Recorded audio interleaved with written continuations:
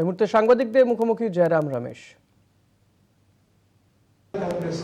महिला एमपी, महिला एमएलए जो पंचायत और नगर पालिकाओं में चुनकर आए हैं, महिलाएं कांग्रेस के सिंबल पर कांग्रेस पार्टी से जुड़े हुए हैं और महाराष्ट्र कांग्रेस के सारे महिला कार्यकर्ता और नेता मौजूद होंगे और कल महिला शक्ति का एक अनोखा प्रदर्शन होगा, क्योंकि कल 105वां जयंती है स्वर्गीय इंदिरा गांधी जी का। मैं ये बात भी कह दूं आज कि स्वतंत्र भारत में पहली बार महिलाओं के बारे में एक आयोजन गठन किया गया था, एक समिति बनाई गई थी और 1974 में उस समिति ने अपनी रिपोर्ट प्रधानमंत्री इंदिरा गांधी जी को सौंपा और वो रिपोर्ट का नाम था status of women in India. उस पर काफ़ी कुछ चर्चा हुई, काफ़ी बहस हुई पार्लियामेंट में और पार्लियामेंट के बाहर, और अंत में जब राजीव गांधी जी प्रधानमंत्री थे, पंचायत संस्थाओं में 1/3 आरक्षण महिलाओं को दिया गया। इसके लिए एक कॉन्स्टिट्यूशनल अमेंडमेंट 73rd अमेंडमेंट लाया गया। पंचायत और जिला परिषदों में,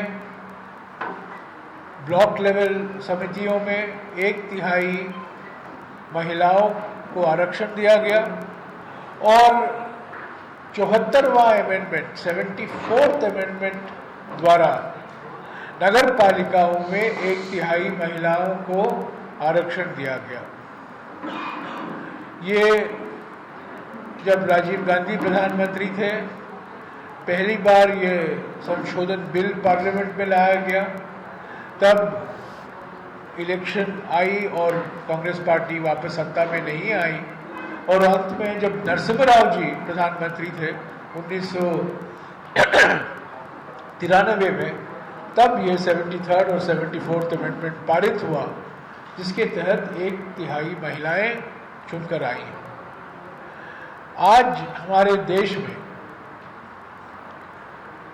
चुने हुए महिला प्रतिनिधि पंचायतों में और नगर पालिकाओं में करीब 40% से भी ऊपर है और महाराष्ट्र में 50% है। और ये सीधा हम कह सकते हैं कि जो शुरुआत 1974 में इंदिरा गांधी जी ने किया था, तो राजीव गांधी ने उसको आगे ले चले, पर वो कॉन्स्टिट्यूशनल अमेंडमेंट बिल पास नहीं कर पाए क्योंकि वो चुनाव हार गए थे। और उसके बाद ये 1993 में जब नरसिम्हा राव जी थे, तो ये अमेंडमेंट पारित हुआ लोकसभा में और राज्यसभा में।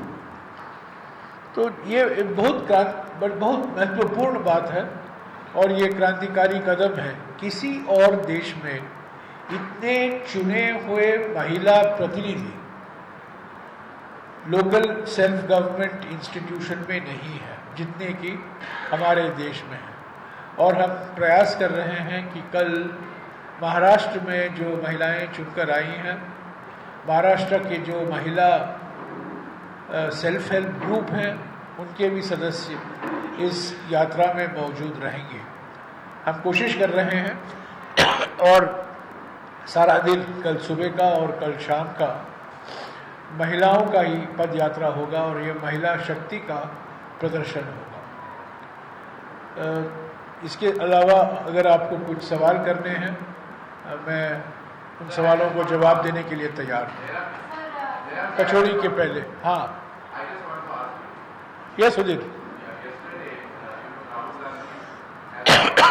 या लेट मी 1 सेकेंड सुधीर, कल कई लोग सवाल नहीं पूछ पाए, अगर आप पूछना चाहते हैं आज पूछ सकते हैं।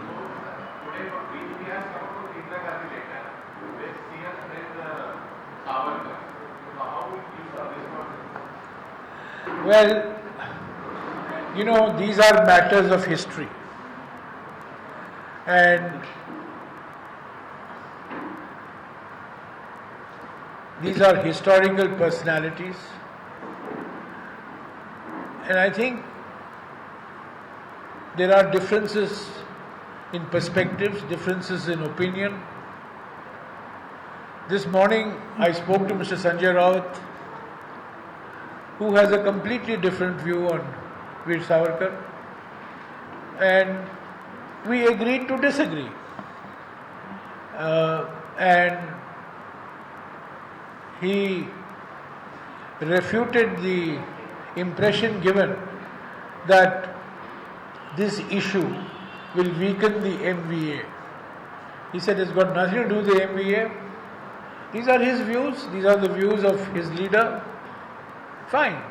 Our party has a different view, our party has a different perspective, and we should debate, we should discuss. So, you know, these are matters of record, these are matters of history. The Congress party, unlike the BJP, does not believe in rewriting or whitewashing history. If there is historical evidence, that is historical evidence.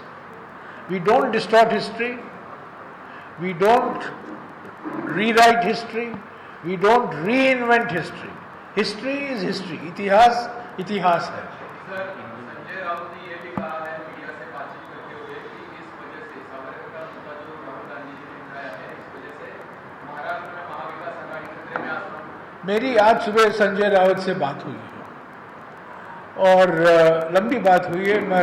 मेरे अच्छे मित्र हैं, मेरे पीछे बैठते हैं राज्यसभा में और कई सालों से मैं उनको जानता हूं. जब मैं पर्यावरण मंत्री था,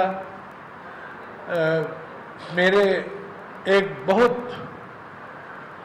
महत्वपूर्ण समर्थक सामना थी. सामना में उनका